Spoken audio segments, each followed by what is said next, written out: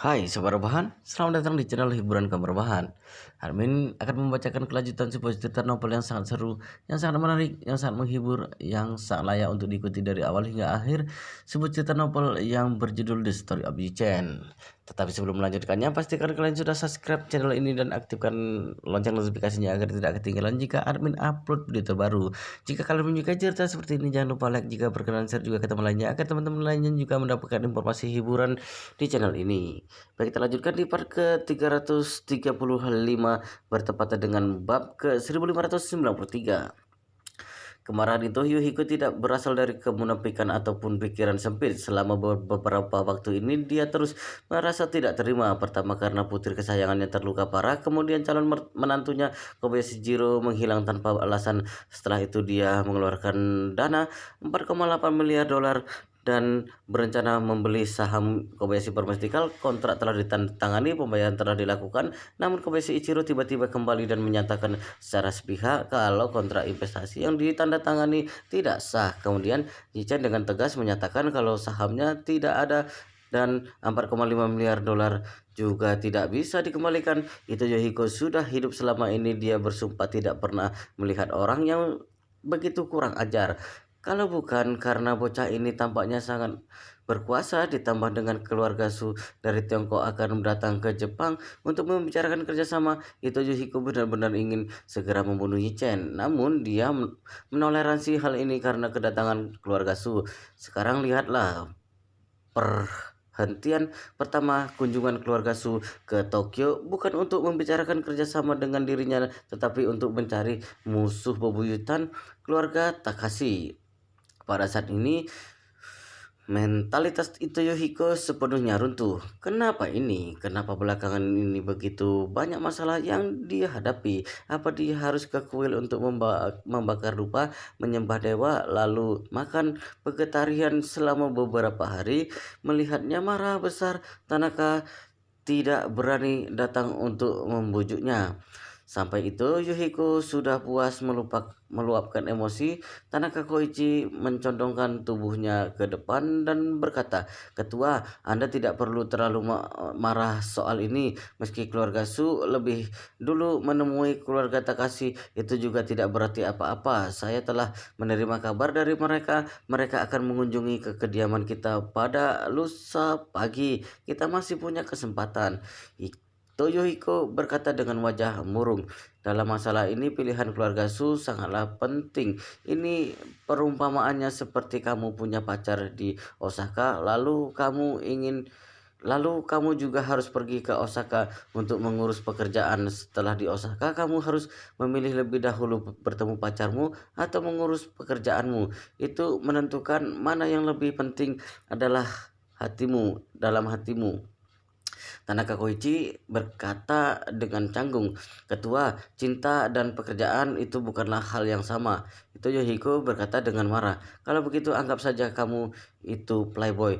Kamu punya 2 orang pacar di Osaka. Sekarang kamu mau ke Osaka untuk menemui keduanya. Kutanya padamu, kamu akan lebih dahulu menemui yang paling kamu suka atau yang tidak begitu kamu suka?" Tanaka Koichi buru-buru menjawab, mungkin saja suka keduanya, tetapi tidak bisa ditemui secara langsung. Jadi harus selalu ada yang namanya prioritas. Kalau saya tidak tahu bagaimana cara memilih, mungkin saya akan menggunakan cara kocok arisan atau lempar koin untuk memutuskannya. Jadi ini bukan perkara lebih dulu menemui siapa berarti lebih suka siapa. Itu Yuhiko mengangkat kakinya dan menendang Tanaka Koichi dengan kesal sebelum berkata, "Astaga, pergi saja sana. Apa kamu sedang berusaha untuk menghiburku? Sudah, kerjakan saja pekerjaanmu." Tanaka Koichi mundur beberapa langkah dan berkata, "Ketua, saya ada di depan pintu. Kalau Anda keperluan, silakan panggil saya." Pada saat bersamaan, Yichen telah sampai ke gedung kampus Universitas Tokyo. Meski gaya setiap kota sangat berbeda, tapi Universitas Tokyo mirip dengan Universitas Yanjing. Mereka adalah salah satu universitas top di Asia, tentu saja dengan suasana akademik yang kuat dan keramat. Yi Chen adalah orang yang sangat menghormati ilmu pengetahuan. Sayangnya dia tidak punya kesempatan untuk menerima pendidikan tinggi yang lengkap. Ini yang selalu menjadi penyesalan terbesar dalam hatinya. Saat itu, salah satu dari orang tuanya lulus dari Universitas Yanjing dan satunya lagi dari Universitas Ting Tsinghua. Ketika Yi Chen masih kecil, dia sering ikut orang tuanya untuk mengunjungi kedua universitas itu untuk menemani orang tuanya untuk berpartisipasi dalam beberapa kegiatan di alma maternya. Dulu, dia selalu merasa kalau dirinya di masa mendatang pasti bisa memilih salah satu antara Universitas Yanjing atau Universitas Tsinghua. Setelah menyelesaikan gelar sarjana, dia akan memilih sekolah bisnis paling top di seluruh dunia untuk belajar manajemen bisnis menjadi seorang mahasiswa pasca sarjana. Sebagai penerus dari keluarga yang besar, pada dasarnya akan melalui jalur yang seperti ini. Karena anggota keluarga besar yang besar juga sangat tahu diri kalau semakin mereka dilahirkan di keluarga terhormat, semakin mereka harus meningkatkan kemampuan komprehensif mereka. Kalau tidak, mungkin saja mereka akan diabaikan atau disingkirkan oleh keluarga. Di antara 10 keluarga terutama di Yanjing, selama mereka adalah penerus muda dengan usia yang tepat, tidak mungkin ada seorang pun yang tidak pernah kuliah di universitas. Tentu saja Yi Chen adalah satu-satunya pengecualian. Kalau Yi Chen tidak ikut dihitung, rasio untuk sarjana adalah 100% dan rasio untuk pasca sarjana juga 100%. Bahkan mereka yang telah langsung mengabdikan diri mereka pada bisnis keluarga begitu lulus kuliah akan memanfaatkan waktu luang mereka untuk berkuliah pasca sarjana dengan gelar MBA. Hal yang disayangkan adalah Yi Chen sudah 26 tahun sekarang. Dia tahu betul dalam hatinya dia sudah tidak bisa kembali sekolah dan masuk universitas lalu mengambil gelar master. Jadi untuk hal ini akan menjadi penyesalan seumur hidup dalam hatinya. Di Universitas Tokyo, di seluruh penjuru terlihat anak muda dengan warna kulit yang berbeda-beda. Mereka mengenakan pakaian sederhana dan polos, membawa tas ransel atau membawa buku pelajaran banyak yang tampak sangat terburu-buru.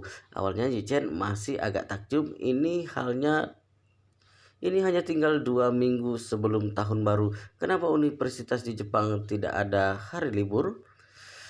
Setelah dipikir-pikir, Yi Chen akhirnya mengerti. Meski budaya Jepang sangat dipengaruhi oleh Tiongkok dan orang-orang Jepang juga merayakan tahun baru Imlek, tapi setelah restorasi Meiji, Jepang mencoba meninggalkan Asia dan ikut cara Eropa. Mereka pun mengubah tahun baru dari kalender lunar ke kalender Gregorian. Oleh karena itulah festival terbesar dan paling khidmat di Jepang sebenarnya adalah hari tahun baru biasa di mata orang Tionghoa. Sekarang Universitas Tokyo tampaknya telah memasuki hari sebelum liburan musim dingin. Para siswa sedang mempersiapkan diri untuk ujian. Ketika Yi Chen berjalan-jalan di sekitar gedung kampus Universitas Tokyo, dia tidak bisa menahan diri untuk memikirkan situasi itu Nanako saat masih kuliah di kampus ini. Kalau tidak melihat dengan mata kepalanya sendiri, ternyata memang sulit untuk dibayangkan seorang gadis yang tampak lemah, bukan hanya mahasiswa top dari Universitas Tokyo, tapi juga seolah atlet sanda yang luar biasa. Gadis ini benar-benar penuh kontradiksi, seperti dua kutub yang berlawanan.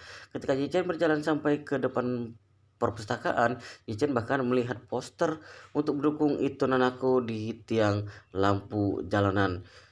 Di poster itu tampak foto itu Nanako yang mengenakan seragam sekolah dengan senyuman yang membuat mata orang berbinar.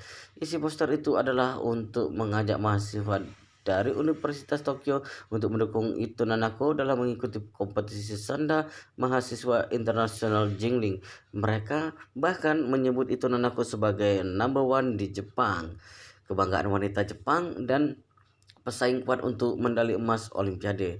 Yichen melihat dan tidak bisa menahan diri untuk menggelengkan kepalanya. Julukan-julukan ini mungkin dibuat oleh teman kuliah itu Nanako yang menaruh harapan besar terhadapnya.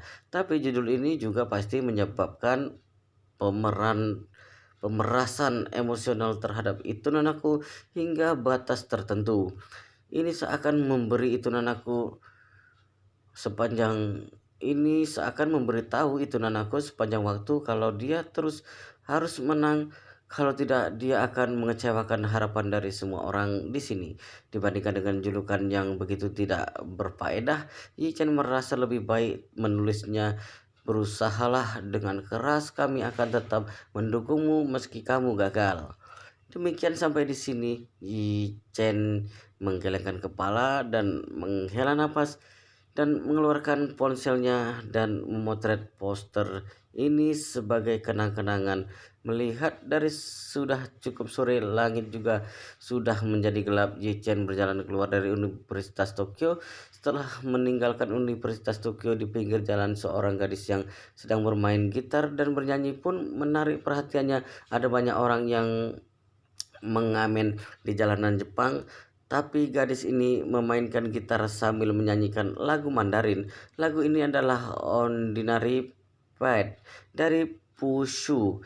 Lirik, saya telah melintasi gunung dan laut, juga telah melalui lautan manusia. Semua yang pernah saya miliki dalam sekejap mata seperti asap tiba-tiba menghantam hati Yichen, membuat dia menghentikan langkahnya. Gadis ini tampak seperti berusia sekitar 20 tahunan, tubuhnya sedikit kurus tapi penampilannya cukup cantik. Gadis kecil itu menyanyi dengan sangat baik, tapi yang lewat kebanyakan hanya orang Jepang, mungkin karena tidak mengerti makna lagunya. Mereka melewatinya dengan tak acuh, bahkan tidak mau repot meliriknya sekilas. Di kotak gitar yang diletakkan di hadapannya hanya berisi sejumlah uang recehan yen Jepang. Jika diubah menjadi RMB, mungkin tidak sampai 50 RMB.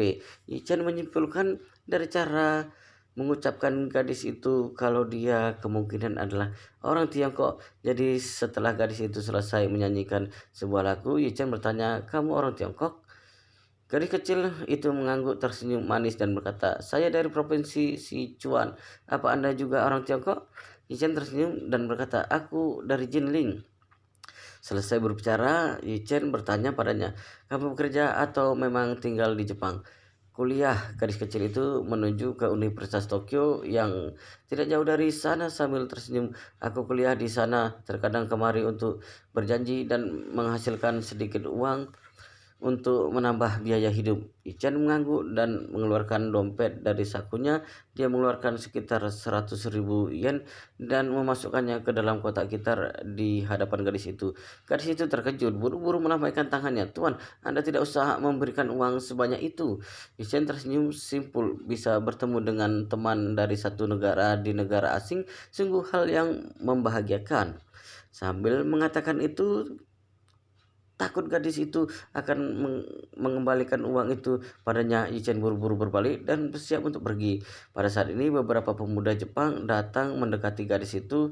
Salah satu dari mereka merebut gitarnya dan berteriak padanya, "Siapa yang mengizinkanmu mengamen di sini? Kamu sudah minta izin pada grup pelarian Bungkyo? Kami belum. Selain itu, sekarang ini kamu di Jepang, kenapa menyanyikan lagu Mandarin? Kamu cari mati ya?" Jepang adalah negara di mana gangster itu hal yang legal. Di tengah masyarakat negara ini ada berbagai organisasi geng. Bintang film terkenal Jackie Chan pernah membintangi film berjudul Shinjuku Incident. Latar cerita dalam film tersebut adalah tentang gangster Jepang. Di Jepang, formasi Yamaguchi dan Inagawa secara alami akan menjadi bos besar di puncak rantai makanan, namun tidak semua gangster adalah anggota kelompok Yamaguchi dan Inagawa. Bahkan ada organisasi geng skala kecil di berbagai kota dan kabupaten. Organisasi-organisasi ini umumnya suka menyebut diri mereka Bosozoku. Hal yang disukai para berandalan ini adalah mengendarai sepeda motor yang meraung dengan membawa berbagai senjata tempur jarak dekat dan bertarung sengit dengan orang lain di jalanan atau gang lain. Tentu saja sebenarnya mereka lebih sering menyerang yang lemah dan takut akan kekerasan, lalu menggertak habis-habisan. Gadis Tiongkok yang bermain gitar dan bernyanyi tadi melihat beberapa perusuh mencari masalah dengannya, buru-buru memohon maaf. Aku tidak tahu kalau ini adalah wilayah kalian. Lain kali aku tidak akan kemari lagi. Tolong ampuni aku sekali ini saja. Tidak akan kemari lagi. Gangster yang merebut gitar gadis itu berteriak. Kalau semua orang yang tidak mengikuti aturan bisa lolos hanya dengan satu kata, tidak datang lagi. Lalu wajah kami para gangster dari grup pelarian Fungkyo mau ditaruh di mana? Gadis Tiongkok itu bertanya dengan gugup. Lalu harus bagaimana agar kalian melepaskanku? Gangster itu melirik uang tunai di dalam kotak gitar di depannya. Jelas ada setidaknya 100 atau 200 ribu yen di sana. Jadi dia mencibir dan berkata, mudah sekali, kalau ingin kami melepaskanmu, tinggalkan saja gitar dan uangnya. Gadis Tiongkok itu menggigit bibirnya ragu sejenak sebelum berkata sambil meneteskan air mata, "Oke, kita dan uangnya aku untuk kalian." Salah seorang gangster segera mengulurkan tangannya dan mengambil semua uang itu. Dia memasukkan ke dalam sakunya dengan serakah dan mengedipkan matanya kepada yang lain. Saudara-saudara, malam ini kita punya tempat bernaung. Senang-senang semalam suntuk di bar. Gadis Tiongkok itu bertanya sambil terisa, "Kalau begitu aku sudah boleh pergi?" Gangster yang mengambil gitar itu melirik sang gadis dari atas hingga ke bawah. Dia berkata dengan wajah mesum, "Jangan pergi dulu, kulihat kamu cukup cantik. Begini saja, pegang gitarmu dan nyanyikan lagi lagu Jepang untuk kami. Lalu temani kami pergi ke bar untuk bersenang-senang satu malam." "Jangan!" Gadis Tiongkok itu melangkah mundur tanpa sadar, lalu berbalik dan ingin melarikan diri. Tanpa diduga, pria itu bergegas dan meraih pergelangan gadis itu. Dia mencibir, "Mau lari? Jangan tanya siapa Onizuka Ryuzi."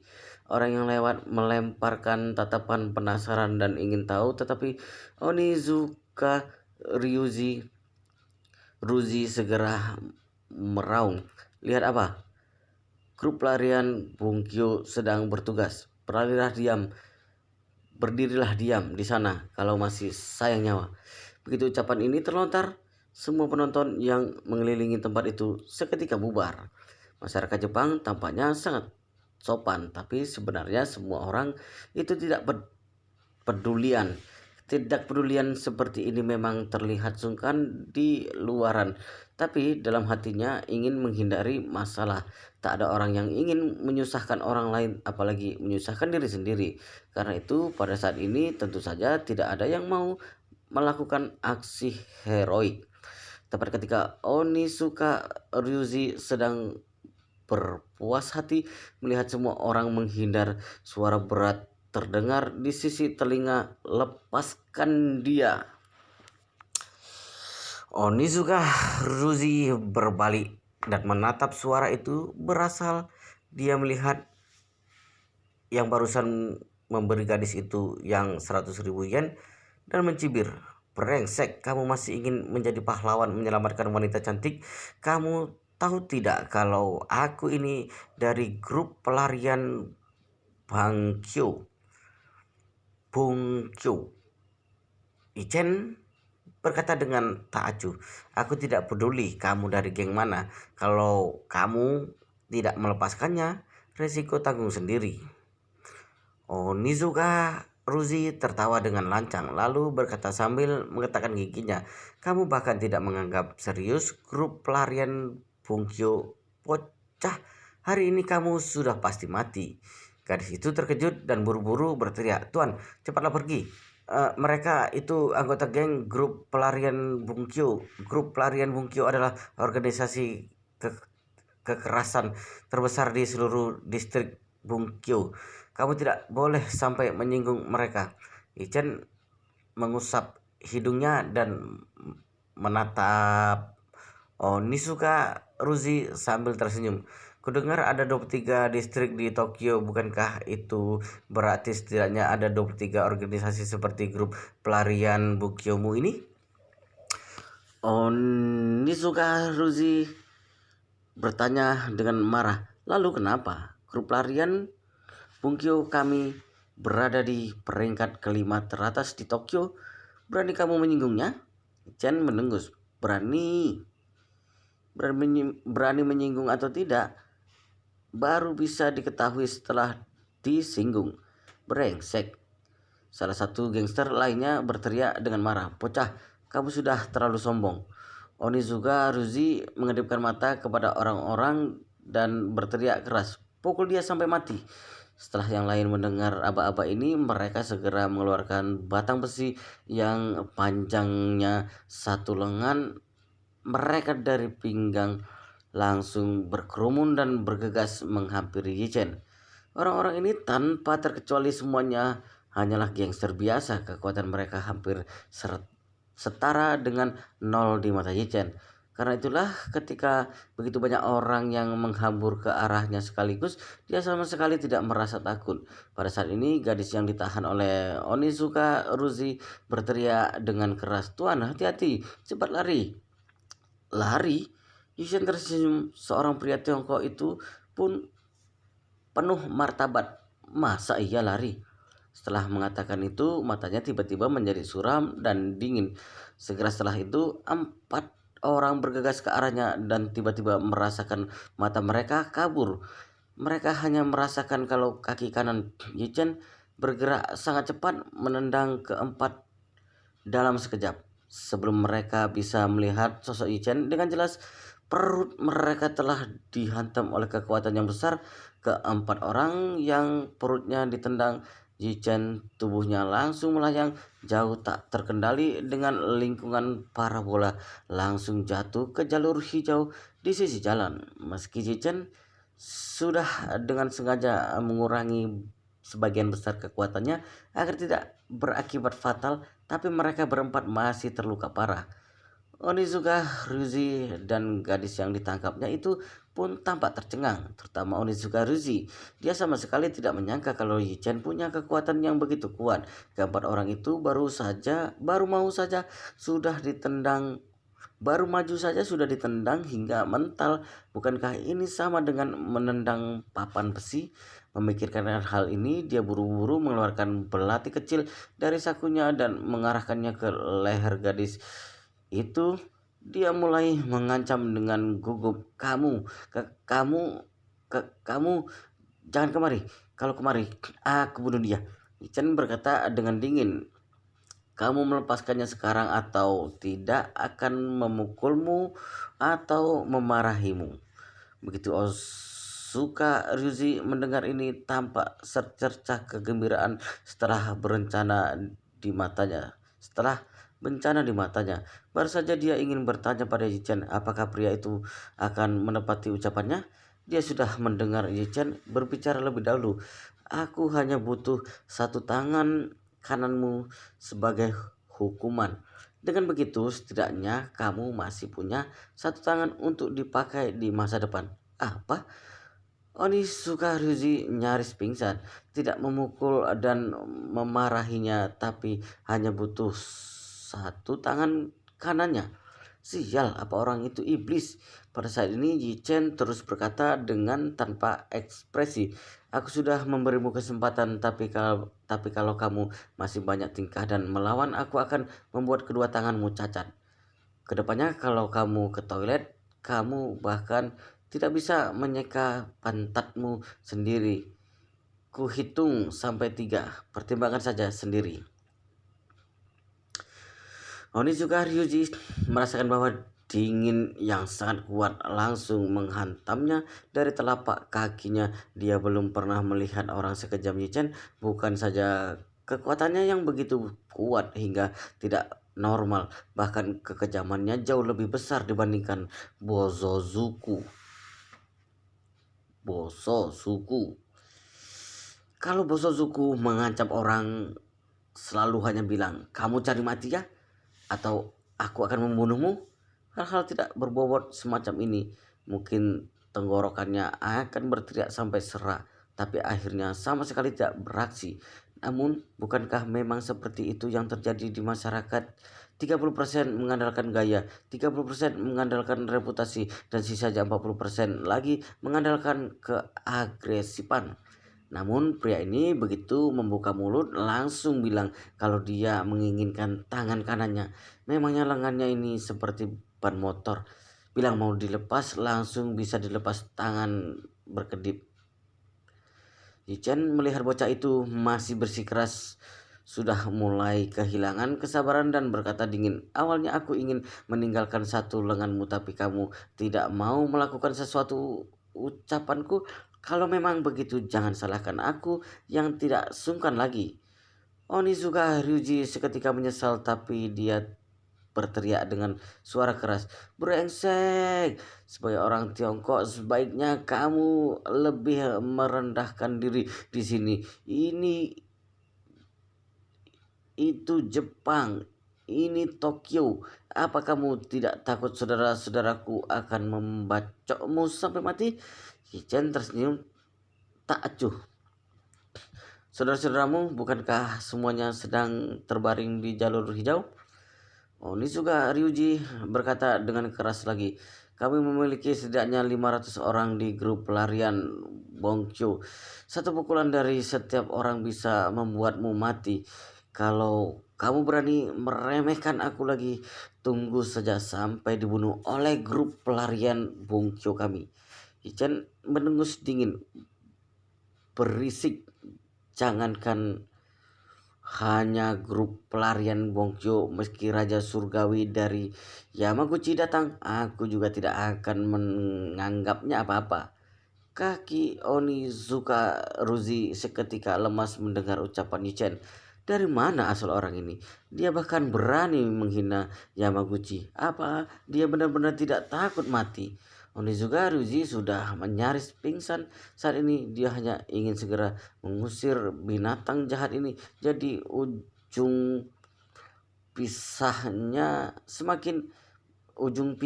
semakin menempel di leher gadis itu dan berteriak dengan gugup, kalau kamu tidak pergi, aku akan membunuh gadis ini. Chen berkata dengan ekspresi masam, kalau kamu berani menyakitinya hari ini, aku ingin semua anggota gangster dari grup pelarian Bungyo untuk dikubur bersamanya. Onizuka Ryuji benar-benar sudah mau pingsan. Kenapa orang ini tidak terpancing oleh ancaman? Selain itu, melihat cara bicaranya, sepertinya kalau dia benar-benar menyakiti gadis ini, maka pria itu akan benar-benar membunuh semua anggota grup pelarian Bongkyo. Orang abnormal semacam apa ini? Pada saat ini kesabaran Yichen telah habis. Dia memegang resleting kemejanya dan memutar ujung jarinya dengan santai. Dia langsung melepas silinder logam dari resleting itu. Namun Onizuka Ryuji sama sekali tidak melihat gerakan tangannya. Dia kira Yichen hanya merapikan pakaiannya. Segera setelah itu Yichen tiba-tiba menarik tangan Onizuka Ryuji. Sebelum Onizuka Ryuji kembali tersadar, dia merasakan sakit yang sangat menyayat di tangan kanannya. Rasa sakit itu tiba-tiba menghilangkan kekuatan di kedua telapak tangannya.